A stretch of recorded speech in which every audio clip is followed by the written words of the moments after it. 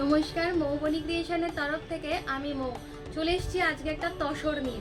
Pure tussar আছে, tussar by tussar.